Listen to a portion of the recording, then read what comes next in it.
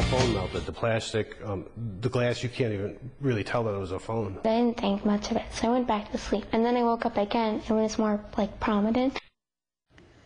A story we first brought you last week on Fox 4 News has now gone viral with millions of views online. It's the story of a local 13-year-old girl, a girl who slept through the night while her cell phone smoldered on the other side of her pillow.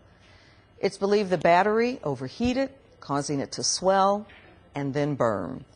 The phone manufacturer points to a warning you likely have never read.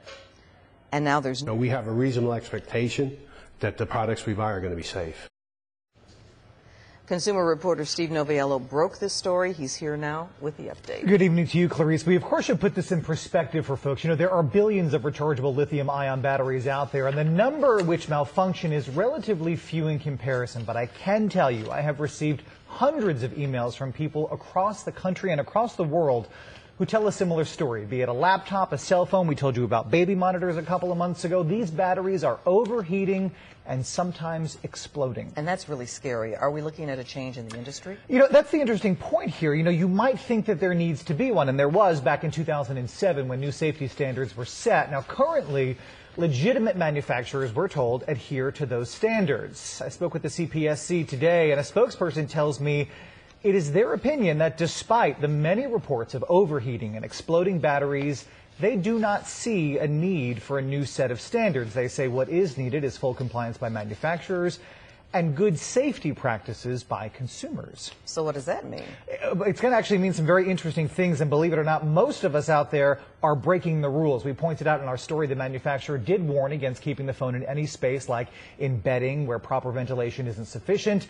But keep in mind that also includes in things like your pocket or in your clothes, which most of us carry our cell phone in.